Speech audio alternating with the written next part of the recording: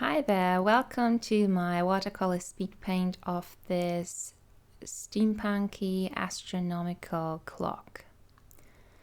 It was inspired by an amazing TV series which you might have heard of. It's called Arcane, and it is the best series that incorporates all those steampunk and cyberpunk themes that I have ever seen. It is aesthetically not just pleasing, but just incredibly imaginative. I can only highly recommend it. After watching this, I designed an astronomical clock.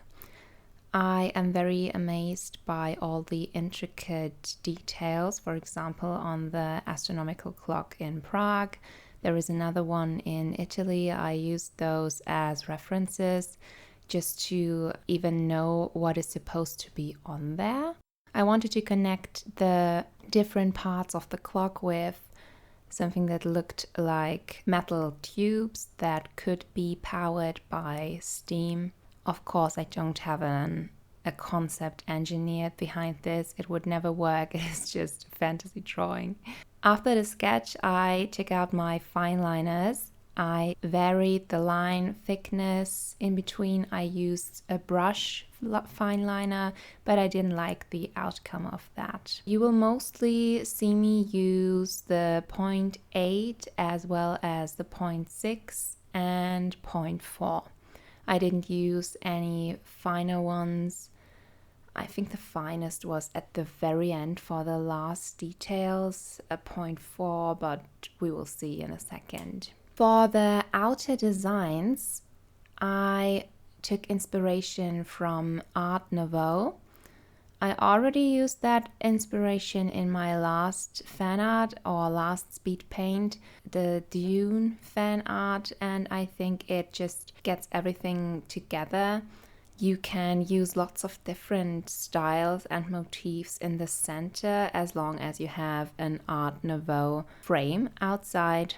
It looks quite nice, in my opinion.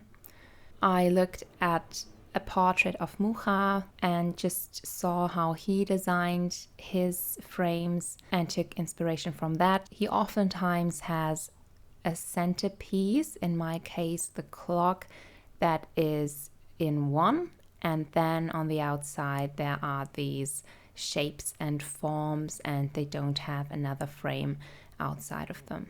Also, shortly before I saw Arcane, or also while I was painting this clock, I was listening to The Night Circus. It is a book, and I was listening to the audiobook.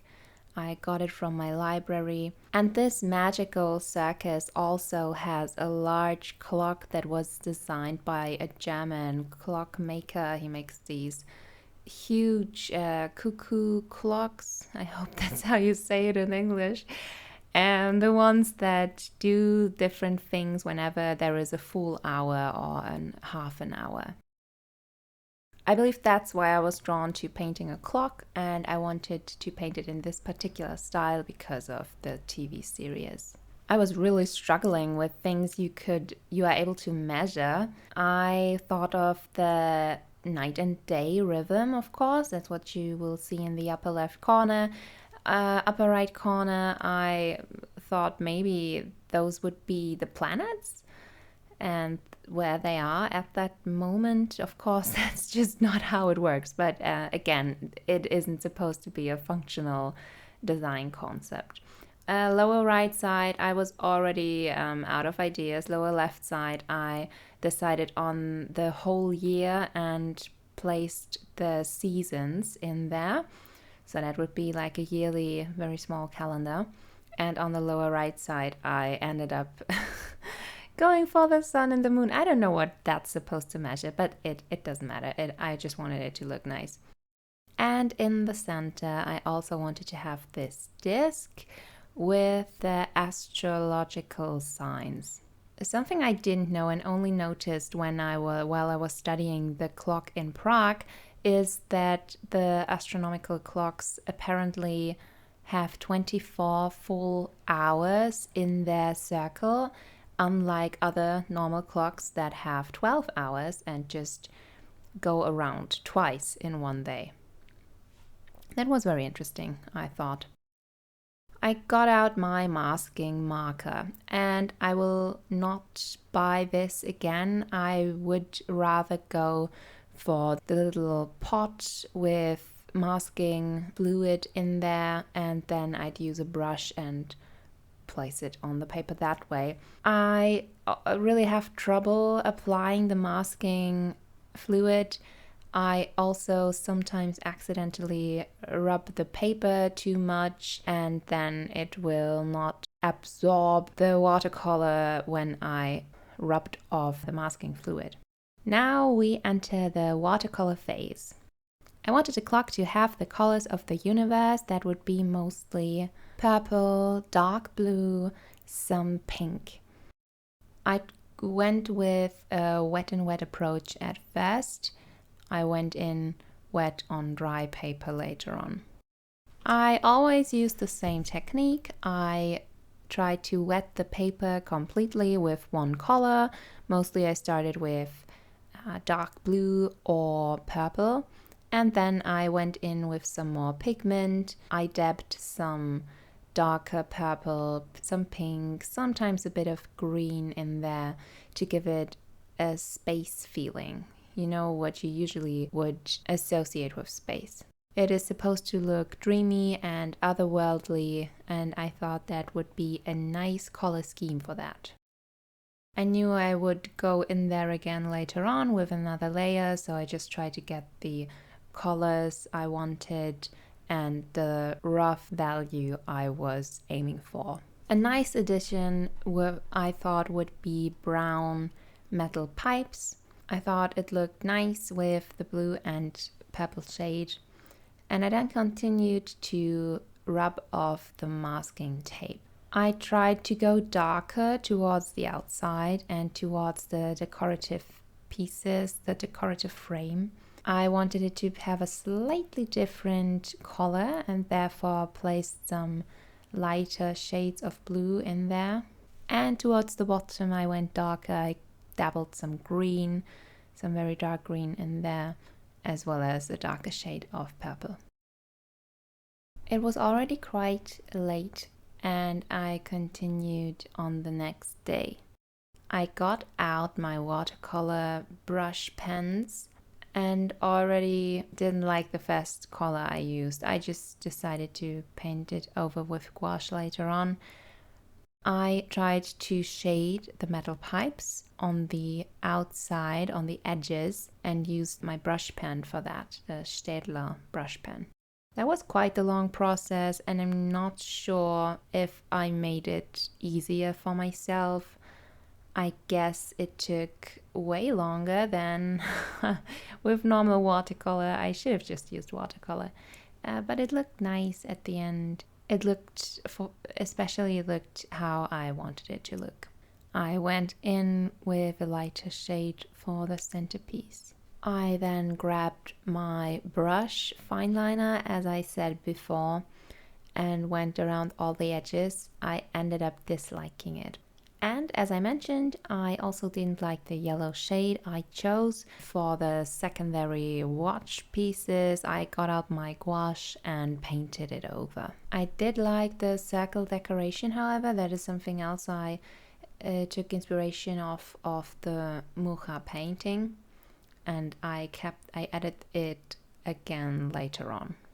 I then started the second watercolor wash. I tried to be very dark just around the clock in the center and the edges of the centerpiece. I darkened the decorative frame outside, and I then went about it differently. I got out 3 separate brushes and used one brush for each color. That made it much easier. It was easier to distribute the pigment and they didn't mix as much. I took out the 0.8 fine liner and went around all the metal pipes and some of the details again. And then I was content with how it looked and went on with the shimmery, shiny, bedazzling Finetec palette phase. If you don't know the Finetec colors, I use them quite a lot when I try to get shimmery highlights. They are opaque.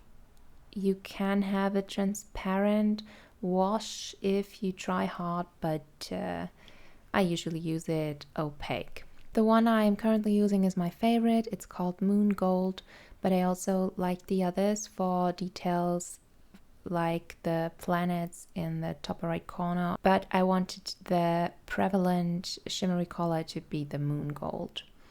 I used it for the stars in the upper left corner in the day and night measure clock. Sorry, I don't have the technical terms down. I used it for the piece in the very center. I used it for the circles, for the 4 tiny watches outside, and I used it for the astrological disc in the center with the astrological signs. And I liked how it looked quite a lot. I painted in stars into the outer frame decorative pieces. I also tried to make a TikTok, and I did make a TikTok and a reel, but only about the bedazzling Finetec phase. And I really liked how it turned out at that point. I was very content, and who doesn't like shimmery highlights? It just makes everything look very cute, but also mystical. Cute and mystical. That is not yet the finished piece. I took a good look at it. I wanted to have some outline on very fine details, which I just painted in with the Finetec. I got out the 0.1 fine liner and I just added some finishing touches onto the gold decor pieces. The numbers on the clock, astrological signs, some of the planets, all that jazz. And then I was finished. This is the astrological clock. I hope you had fun and feel somewhat inspired to maybe paint a mystical motif like this yourself. And I hope to see you in the next video, which will not be a speed paint. It will be something like a vlog, and I can't wait to see you then. Bye.